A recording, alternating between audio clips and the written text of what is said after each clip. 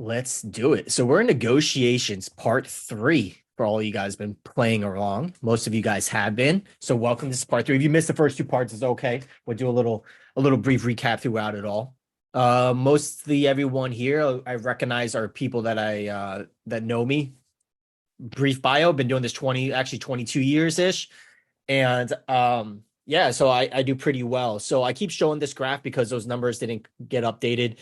And the as of last month, it said 455 in the bank. It's actually and I keep putting that 553. And I wanted just to share with you, your boy's being honest with you because these numbers just came out. And you look, 543, I'm sorry, 543, just as I said. I don't lie to you. This is what I make.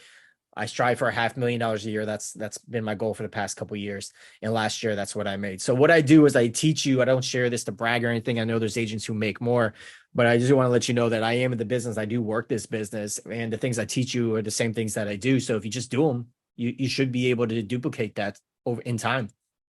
And I do that running. I guess fathering four kids with my beautiful wife over there on the right. So I'm a busy guy. So if I have time, you guys have time too. And again, just a reminder, if you guys haven't been here before, I don't cold call. I don't door knock. I don't buy leads. Well, buy leads now for the team. Me personally, I don't buy leads and I don't beg. Um, so and you don't either. So we're going to cover negotiations. As you know, we're in part three of negotiations. And they're basically what I learned through these books here. These are my favorite negotiation books. The one in the middle is by far my absolute favorite by Chris Voss. He's great. He's an FBI agent, but all of them are fantastic. And everything you see here today are based on the readings of these guys here. I'm fascinated with negotiations. There's two things that real estate agents are hired to do: market for their sellers and negotiate for their sellers. The good thing is for our colleagues, most of them don't do it, right? I'm also a teacher for Keller Williams University in Florida for FES for negotiations. It's a totally different course than this one. But if you are in Florida and you're with the Keller Williams Market Center and if you're just interested in me to come and teach a 3-hour class on their format, by all means, I would love to do that and just kind of have coffee or whatever and hang out. Be kind of cool. So it's just an option. Bring it to your market center leader if that's something if that's your jam. So my training is more about tactics, right? So the Keller Williams version, there's 3 hours, but it's very little about actual tactics. There's about mostly mindsets and strategies. And I try to dive in a little bit deeper on my trainings on tactics, the stuff that that we'll actually use. And I understand why some of these trainings don't teach those things, because negotiations is really it's like a self-evolution within oneself. And it takes a lot of practice and time to get there. And I kind of imagine what I do is like a deck of cards like this. I have all these different tactics scattered around. You saw my desktop a second ago. It looks just like this in my head. I'll use this tactic here, and I use this tactic here, and use this tactic here. And teaching negotiations is kind of hard. And again, I see why people mostly focus on marketing when they're teaching real estate agents and not negotiations, because learning these things is not something that's just easy as like, oh, starting a Facebook ad or something like that. This is actually changing who you are, your being inside yourself. And so with that, there's three phases of negotiations. And the last one, which is experience, is the combination of the first two. Mindset and demeanor is one. That's big on the Keller Williams training stuff. We'll go over in a little bit now. And then once you have the right demeanor, right mindset, having being emotionally evolved and being self-aware, which takes a lot, right, over time. I'm not saying I'm like this guru at it, but I've definitely learned and adapted over the years. And then you apply tactics to that type of mindset and demeanor as you walk into the room. And then you do that over and over again, you get experience, and then you just get really, really good at negotiations. And again, that's what people are hiring us to do: negotiate for their best interest and also to market their property. And our colleagues just are, honestly, they're not really good at either. And so that's what I was saying in the beginning of this. I wanted you to see the market stats and what's going to happen in the future, because you really should hone in on those two major pieces, marketing and negotiations, if you want to secure your piece of the pie and not go broke or out of business over the next, I don't even know, who knows how long. So, but with negotiations aren't linear at all. It's not like A comes to B and B comes to C and C comes to D. I say this in pretty much every negotiation class because I think it's super important to repeat. Negotiations are, depending on people's different personalities and the situation, you pull things out at different times based on the conversations. But no matter what it is, you can imagine that your overall arching feeling like you're protecting your negotiation process is empathy. It's listening to the other side. That's super important. And then you can pull out certain tactics by listening and applying those things. But if you're not a good listener, negotiations are going to be a rough ride. Chances are you won fights that you thought you won, but you probably didn't. I guess we could say it's kind of like, you ever had a very long argument with someone and then you just kind of gave up and you're like, I just don't care anymore. You're like, yeah, you're right. And the other person thinks they won because the other person said they're right, but the other one's like, you're kind of just a dick. I don't really want to talk to you anymore. You didn't really win. And that's a lot of people who are not involved in negotiations. That's kind of where that's kind of where they're at. They think they won, but they didn't. The other person just shut up first, essentially. Empathy is where it's at. So what we have learned in the first two lessons up into today, that we have to be in tuned with what they are, the type of person that they are, their being, their disc assessment and all that. And we truly have to listen. And most of us and most people in general aren't prepared to professionally negotiate, especially our colleagues. And most of us as human beings, we're not as self-aware of our weaknesses, and we have egos where we don't think that we have to change. It's everyone else. The world is wrong, not us. And most of us aren't socially aware of other people's emotions, because you can't be aware of other people's emotions or feelings if you're not evolved enough to be aware of your own. That's why negotiations are so tough to teach, and we kind of hesitate to do it so much. It's just not this easy peasy stuff. It's a changing of who you are. But once you start getting really good at it, it just magic happens. These things in your life just change in your direction. Okay, so I'm going to remind you. I've noticed that there's another classes, a couple people who haven't been here, and maybe this is something that maybe you forgot, but we shouldn't. This is scientific stuff right here. So we, as human beings, we communicate and we make decisions led by emotions, right? And we can't be rational when negotiating with emotional people, because emotional is irrational. So usually if you're in a negotiate of any type of sort, and I have some other cool stuff to show you later on in this presentation that backs this up, but in most conversations that you have with people, even casual ones, they're not really rational and logical based. They're really not. I mean, have you ever had a conversation with someone who thought their world was flat? There's people out there that believe that. And no matter how rational you can be with them, they're making decisions based on their emotional state. So you can't convince them with being rational. You have to get to them on their emotional level, right? And that's the same thing with real estate sales. So in order to do that, we need to become better listeners to gather information from them and then implement those different tactics to nudge them more in a more logical direction. But we have to be aware that we might be acting out of emotion too, because we're humans too. And we have to always have that in the back of our mind, like, okay, I might be acting irrational because I might be doing emotional things. I have to be level-headed here and, be aware of that too. I'm also a human. So again, that starts with going back to our 3 phases of negotiation. That starts with listening. And you're like, okay, why is he bringing this back up now at this point? What's the point of all that? Well, the last time I taught negotiations, I taught this part first, and I realized, well, we're going to kind of like switch it up a little bit this time. And if you were here the last time, I know Jay was here last time, because I remember last year or whatever, last time we did the negotiation class, when I got to this point, she goes, oh yeah, you do that all the time. So I'm going to see if Jay even remembers. What are the first 3 words of every conversation you should ever have in your entire life, starting from today, no matter what the conversation is? Jay, do you remember? Because you had an aha moment last time. You're going to have the aha moment again. It was that powerful. You forgot, huh? All right. Yeah, I don't remember. I'm sorry. It's all good. Well, you're going to remember now. The first 3 words of every single conversation, every single negotiation is this: what's going on? If you are on my team, we've had a conversation with me, you know that's pretty much the same thing I say over and over every time I answer the phone. Hey, Chris, what's up? Well, I don't know. What's going on? Hey, Chris, I need to talk to you about something. All right, what's going on? Every conversation I ever have, my whole life, is always what's going on. That's tactic W, as you can see in the top left corner. Not that complicated, but people don't do it. So for now on in your conversations, again, remember, other people are being emotional or rational. You need to not be that way. And you need it. Why is my license here? Then you have to ask yourself, you got to ask, what's going on? Then shut up and listen. Like, legit be quiet and hear what you're saying. Because most people in conversations go, ring, ring, ring. Hey, I just want you to know that blah, blah, blah, blah, blah, blah, blah, blah, blah, blah, blah, blah.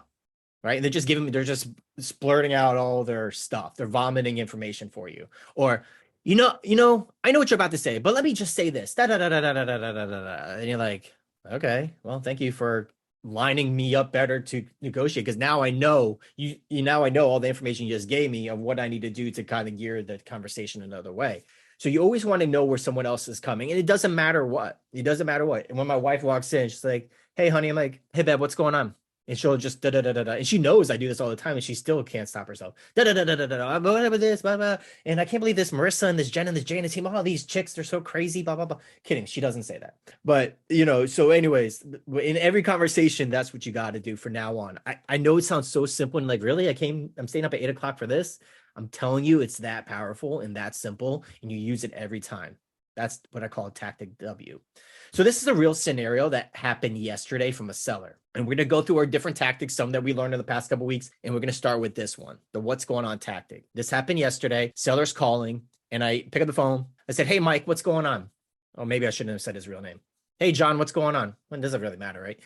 And then when I used another tactic after he said it, she goes, "Chris, as you know, we aren't getting a lot of showings and we are getting worried." So side note, this is going to be a lot of conversations you're going to have with your clients over the next few months, possibly years. So you really should probably start getting used to this, or your listings are going to expire and someone else is going to pick them up. Probably our team. All right. So as you know, we aren't getting a lot of showings and we are getting worried. So then I did tactic M, which is mirroring. I don't know if you guys remember what mirroring is, but hopefully you practice it over the last week. Well, mirroring is just repeating important words within their sentence back to them in a form of a question. So I said, "I don't blame you. It's a very weird market that we're in. What specifically is worrying you? Worrying you, though. I emphasize worrying because the word worried above. It says we're getting worried. And then I said, "What's worrying you?" I'm mirroring them back in the form of a question. I'm trying to get more information. And at the end of the day, I'm trying to get him to talk through it himself. And then he says, I need to sell this house, and I know you're working hard, and this market isn't your fault. But is there anything else that you can do to move it? And then I use tactic L, which is labeling. It says, it sounds like this has become more urgent, huh? So I'm labeling his emotions. Okay. I'm labeling his emotions. And now when you label someone's emotions, if you recall from last week, it makes him aware that that's the emotion that they are putting out, or that's the feeling, or that's the sentiment that they're conveying out. And then they usually go, "Yes, we need to do something." So they're confirming that something needs to be done. Now, all you professional realtors probably know where I'm trying to push this guy and going. So again, this is a very easy tactic, but I'm going to remind you in another slide. Start every conversation with what's going on and let them talk.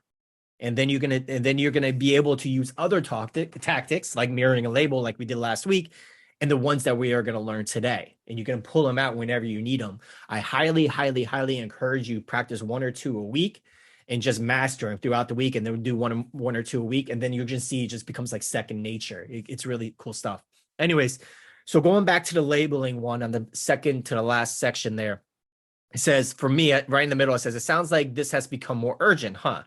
And he said, "Yes, we need to do something."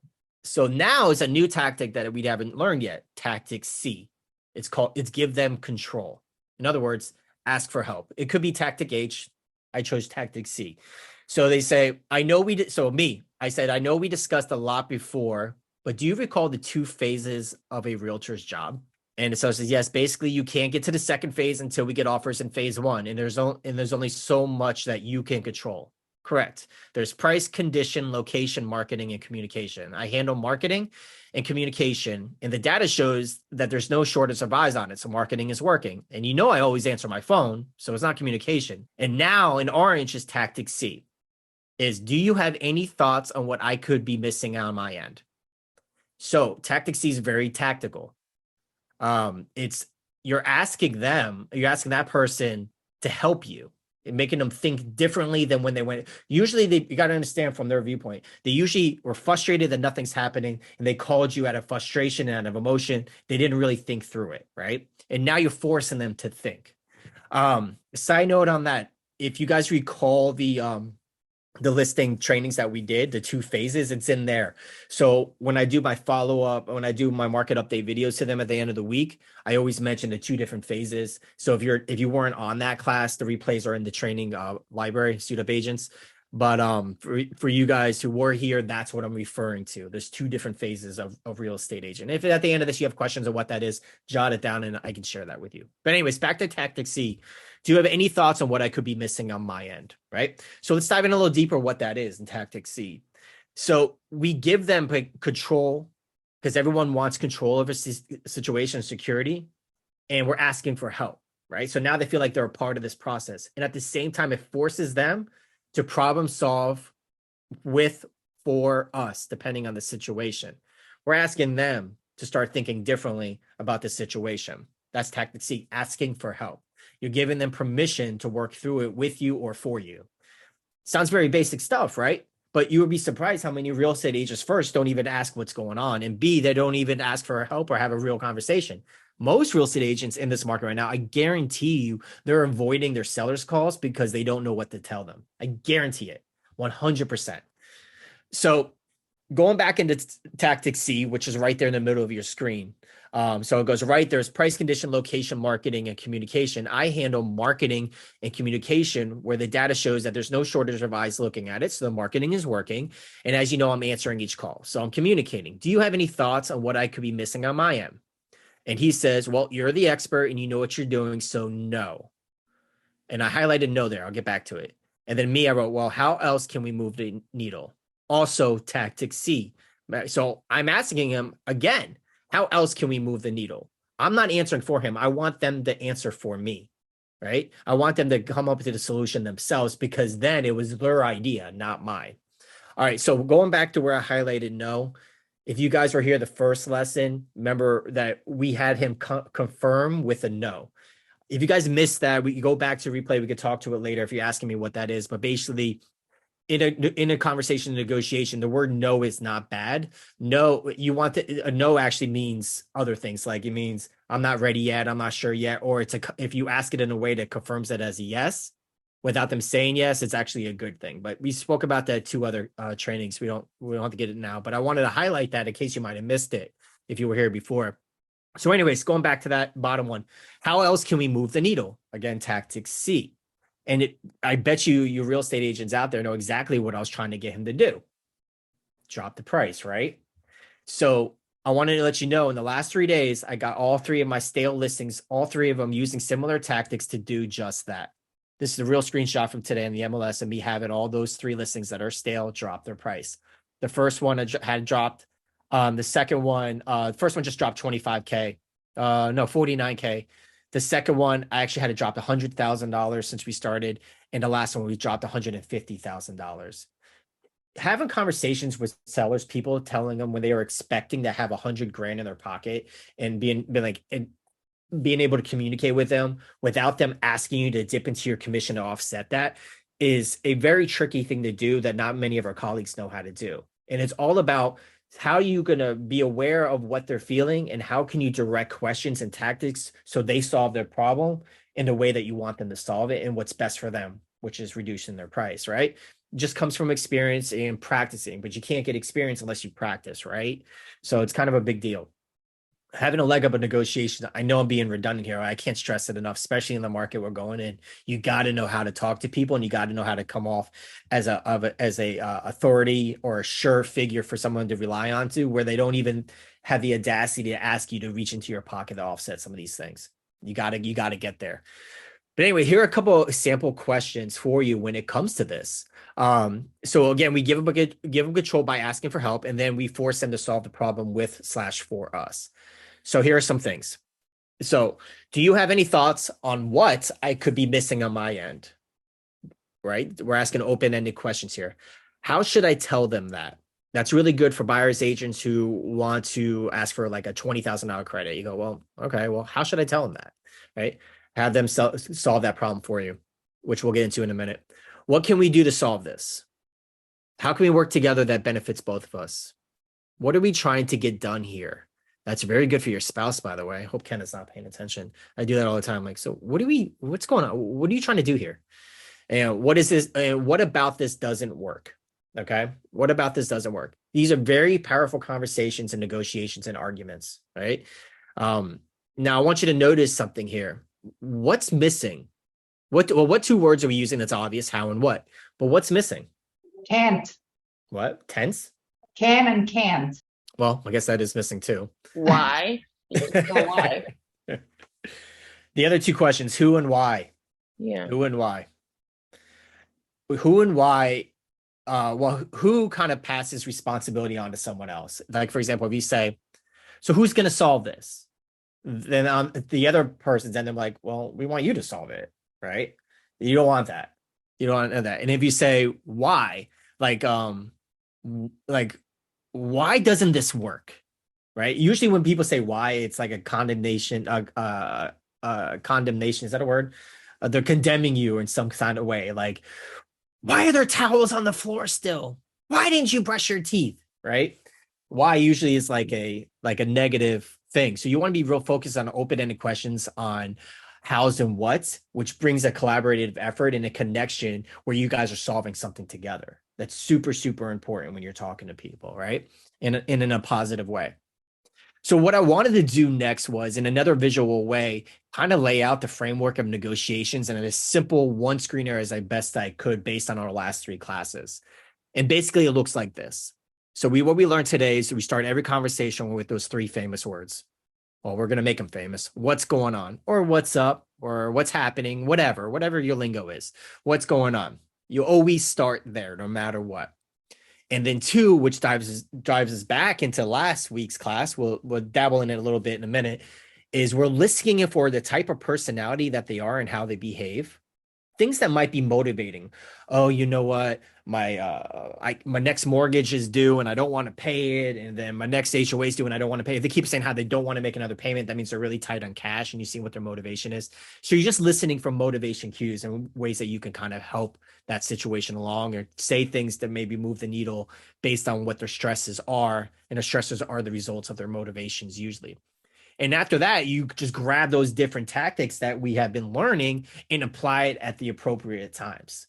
Again, it's always in a calm but positive demeanor. Calm and positive, calm and positive. Even when your spouse or your friend or your whatever is yelling at you, always calm, positive, ask questions, and just do that, because people don't respect crazy. Okay. So last week we did something that was really, really cool. Now remember, just going back here real quick, we're listening for DISC. If you weren't here last week, take a screenshot of this. Or if you were here last week and we're getting a chance of, like I always say, my team is tired of me. I say our team, not my team, is tired of me talking about DISC. Actually, I stopped doing it so much because I realized how annoying it was. But it's super, super important. Knowing who you are as a person is super important, right? Because you want to treat people how they want to be treated. And if you talk to a high D person as you're talking to a high C person, they don't want to hear it right now. Like Thomas is high D. That's why he's playing Candy Crush right now. He's already bored. But if I talk to Thomas as a high I person, look at him, high D, doesn't smile. High D is a high I person, then you're gonna misconnect. And you need to be aware that not everyone's the same. We did a cool little thing last class where we rose our hand a couple of times. We kind of determined who we are. And studies have shown that 67% of people are high C. So if you don't know what that is, go back to the replays, take a screenshot of that. But I'm going to remind you that that's what we're looking for. We're looking for who that is. But also, one thing I think I failed to communicate last week is recognizing your DISC is also important to establish strategy, not only for who they are, but also who we are. I know I'm high D, and I know that I can come off in a certain way, and I'm aware of that, and I try to adjust it. I try to listen more when I'm kind of over the conversation already, and I try to be emotionally connected because I know that's not who I am, right? But if you know who you are as a person, then you can be like, okay, how am I coming off with other people, and how can I make that adjustment? And that way I can change who I am and I know who they are, and we can maximize our effectiveness in this communication. And that's what it's really all about. So again, I can't stress the importance of this enough. I know this is a lot and like, oh my God, this, that, and the other, but you just got to kind of baby step yourself into it. And that's why we spread this training out over 4 different lessons. Honestly, we can do probably 20 of these. But yeah. So anyways, so as you see on your screen there, what we learned in so far today was in orange. excuse me. So we did tactic Q, tactic M, tactic L, and tactic N, MNN over the last 2 weeks. That was 4 tactics because we talked mostly like mindset and stuff like that. And today we're actually going to learn more tactics. It's actually more than 4. I think it's 6. So we learned the 2 that are in orange already, and we're going to learn the 4 that's in pink. And no worries, it's not going to be that long. These 4 in pink are rather quick. So I just kind of crammed them in there, but they're powerful. They're just as powerful and easy as what's going on. Okay, so here we go. So this is another thing that happened, legit happened yesterday, and actually on the same property, ironically. And the buyer's agent made a verbal offer on a property. And so she called, and I have friendly relationships with this agent. We've worked together in the past. And I said, hey, what's going on? Right? What's going on again? And she said, hey, Chris, we are sending an offer for $1 million. By the way, it's listed at 1.25, $1 million. So $250,000 off. Do you think the seller will take it? Classic rookie negotiation mistake on her end, right? But I gave her back control right away. Because I know she's a high D personality and they love control. So I gave control right back. I said, well, how am I going to convince him to do that? It's $250,000 below ask. So now I'm asking for her help. How am I going to do that? I didn't say no. How am I going to do that? And then she goes, well, my buyer is concerned about the market and sees prices dropping. Maybe suggest to your seller that the market may cost them more money later than if it did now if they don't take this, right? Or whatever the verbiage is. And then I mislabeled it to get a no out of her. So again, we covered this last week or the week before. So I mislabeled it to something that's not really what it is. Mislabeling a situation to what's really not what it is, to get them to say no and to explain more, to get them talking. So I said, it sounds like your client is trying to get a steal at the expense of the sellers. And she said, no, she thought about it and she goes, listen, Chris, can I be honest with you? And then she opened up. Right. And I'm like, yeah, of course. Because my buyers are driving me crazy. They're not listening to me. I don't agree with any of these offers, but I have to make them. Can you give me an idea of where your clients are for me to tell my buyers? Right. She immediately opened up by giving her control immediately. Right. And then moving on, now I had to do 2 more tactics, which we haven't taught yet, conveniently so, because it led us to today. And the next tactic is F and R. But what's F? Well, how convenient. It's the F word. Everyone's favorite word. And as you can see in the top left, is not what you may think it is. The F word is fairness, fair.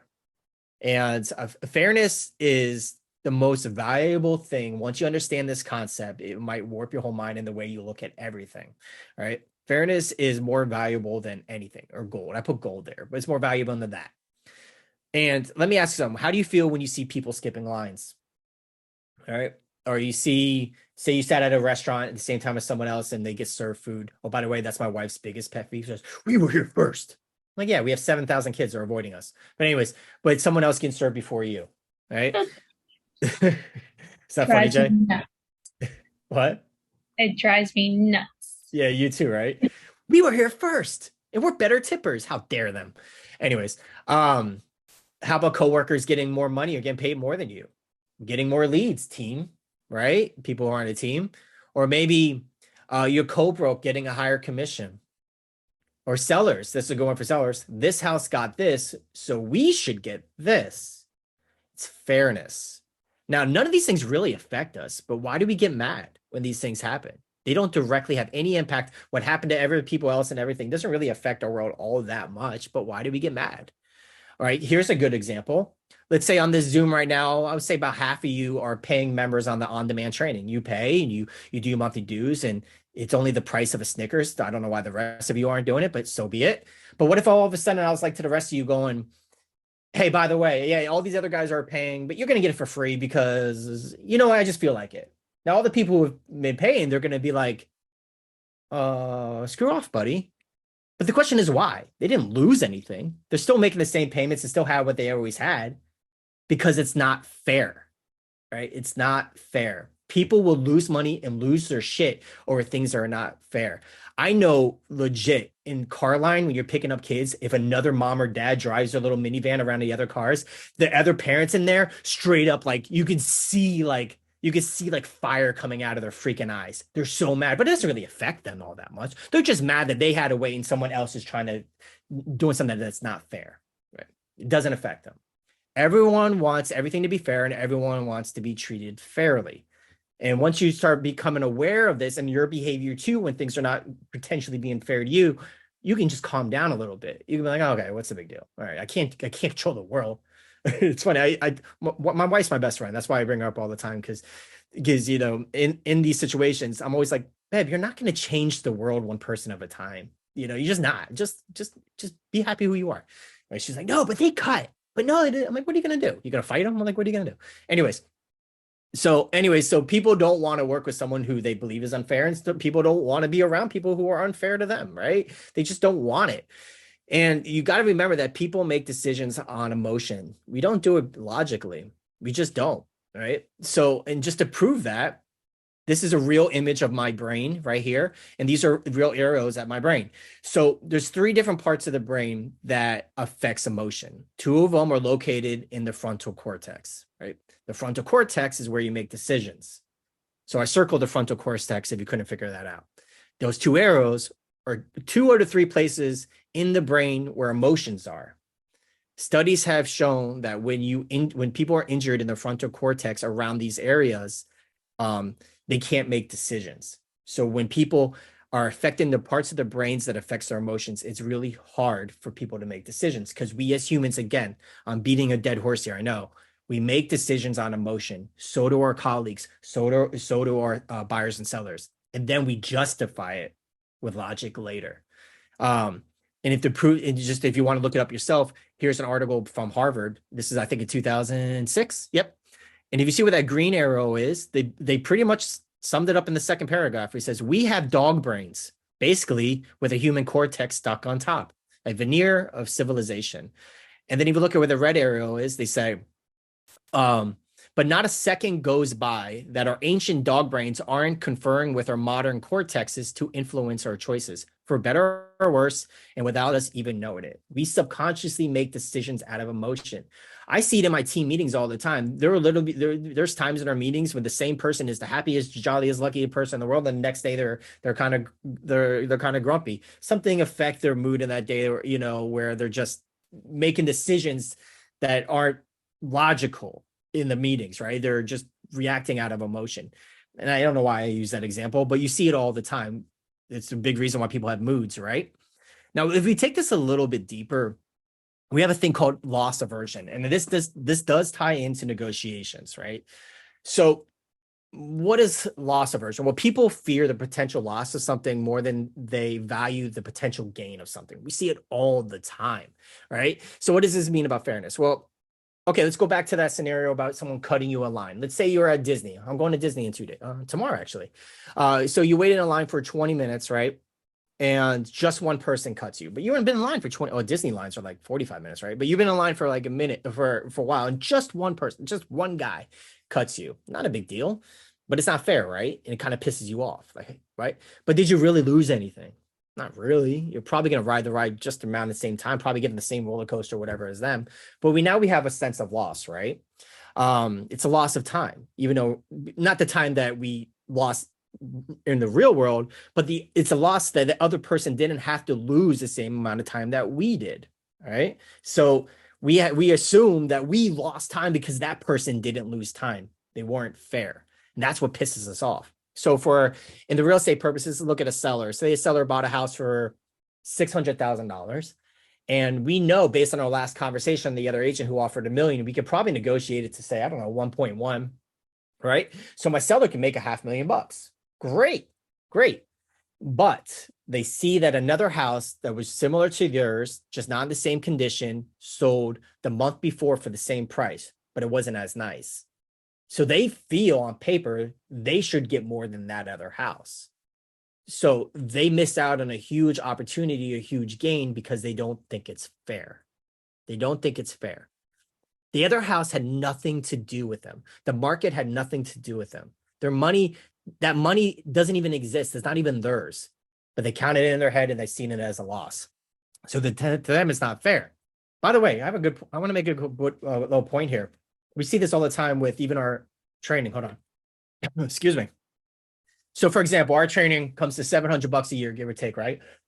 And we guarantee you 50K. We say you'll make 50K at least doing our training. You give us $700 for the year, we'll show you how to make 50K, or we'll give you your money back. But why don't, well, people do it, but I'm saying, why doesn't just everyone do it? I mean, it seems like a no-brainer, right? Because they fear losing that $67 a month more than they see the potential of making 50K, even if they're going to get their money back. Because in their mind, they're going, well, I probably won't ask for that money back, right? So I'm probably going to lose 700. Like, they know you get a guarantee if you don't make 50K, but people still don't sign up because they don't want to lose $700, right? They're so scared of losing that what they know they have now, because they don't know that they can make another 50K, right? We see that all the time. It's called loss aversion. People fear, again, a potential loss of something over a potential gain. All right, so that brings us back to where we're at now. So I'm going to go through this again, and basically the buyer's agent call went like this. Hey, it's me. I said, hey, Ash, her name's Ash. I just gave her a name. Hey, Ash, what's going on? She goes, hey, Chris, we were sending an offer for $1 million. Do you think the seller would take it? And me at the top, I said, how am I going to convince him to do that? It's $250,000 below ask. And she goes, well, my buyer's concerned about the market. Maybe suggest to the seller that this market may cost them more money if they don't take this offer now than if they waited later, right? Paraphrasing. And Mia says, well, it sounds like your client is trying to get a steal at the expense of my sellers, which is mislabeling. And she said no, and then she opened up, blah, blah, blah, blah, blah. And then she asked this. She says, can you give me an idea where your clients are for me to tell my sellers? And then we did a fairness thing, what we just learned. Now so I don't insult her intelligence. I always kind of make the other agent feel like competent agents. And I said, I'm sure that you pulled comps and noted the condition and sales prices of the other homes. We just want what's fair for all. We just want what's fair for all. And then she goes, that was a different market, Chris, but I agree. She's a good agent, by the way. That was a different market, but I agree. Can you give me a counter offer to present to my buyers of what you think is fair? She threw the fair thing right back at me. Good agent. But my point is, by dropping that fairness on them, it kind of lowers them. Like, it makes you kind of think like, what? Everyone wants to be treated fairly, and everyone wants to think they're treating others fairly. So you're going, well, maybe I'm not being fair.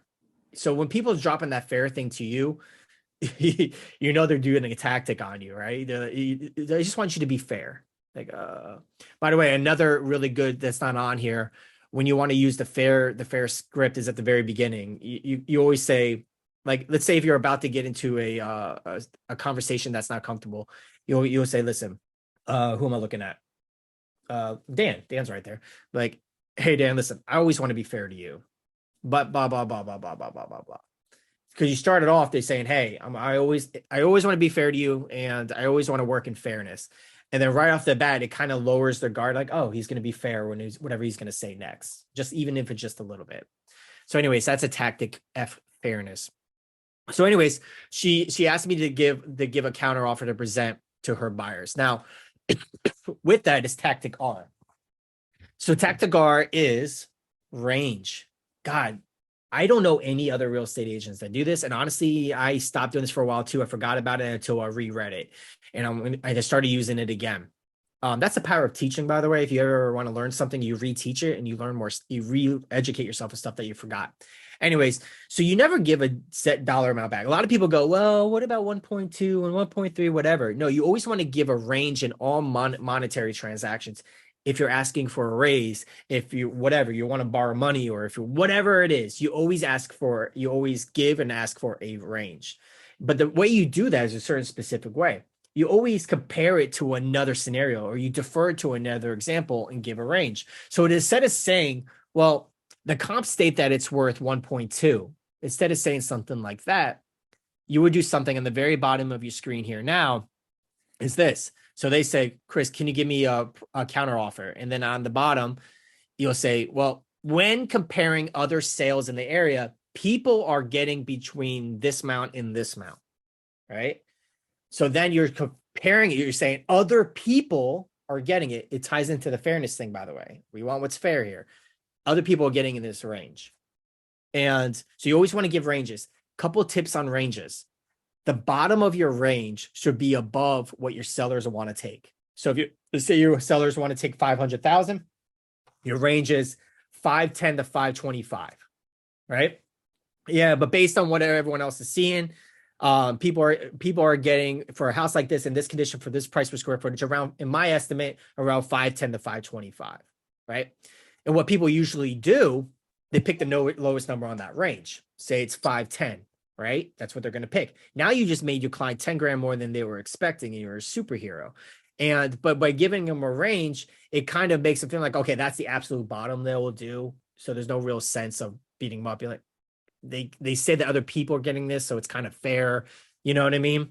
And then you look at the last point there in orange. You notice that odd number there? When you're counting with people, you kind of want to give a number that kind of stands out, not 1.25 or 1.27 or 500 or even 510, like I just said. You should really do like 511, 500 to 515, 600 or something like that. You want to give numbers, unusual numbers that stand out, that really makes them think for a second, right? You want to make them think for a second, like, because they're going to be like, well, somehow Chris came up with this number. I'm sure it's just not arbitrary. It's too random. I'm sure they came up with this number somehow, which gives you a little bit more credibility. By the way, these are not end all be alls. This is not like every single time this works. These are just tactics that sometimes, that very often works, that you should use. So I know some people right now, especially my analyticals, are going, well, I'm not sure that would work in this situation. You're right. It probably won't in that situation, but it works in a lot. Okay. And they also will remember you these odd numbers. Let's say if the deal doesn't work out, they don't remember you, and then later on they're looking at other properties, and it's just the buyer can go, hey, remember that guy who gave us his weird range of numbers back? Whatever happened to that house? They remembered it, right? And that's your job, to make sure people remember your property. And also another side note, zeros and nines. Like, you notice why we do $67 a month on our training? It's because zeros and nines are negotiable now. They're so watered down. Everyone's so used to seeing it. Zeros and nines. I actually want to start listing my properties with odd numbers to stand out. That's something that we should probably be doing. But it's really hard to convince sellers of that. But anyways, with zeros and nine, people just know they're movable, they're negotiable. All right. So how can you do this in your personal life? Let's say you want to get specific, right? Let's say you want to go and you want to get Italian food, right? When you're going out with your spouse. Now, you don't want to say here, I want Italian, because that's vague. Like, I don't want Italian, I want this. But you really should get it. So this is a good tip if you guys really want some certain type of food. You get really specific. So you go, instead of saying, let's do Italian, you'll say, let's do Carrabba. I want to do Carrabba's, the one in Wellington off of 441 in Forest Hill. And they're like, that's very specific. I wonder how you came up with that. Well, you really don't care. You just want Italian. But you named a specific type of Italian, because then they're going to think there's a reason why you got there. But you better know your reason, which is tactic P. So tactic S is be specific. Very quick. I told you this at the end of this. Look, this timing's perfect. And then the tactic P is prepare. You want to be prepared. So why? So why'd you pick that one?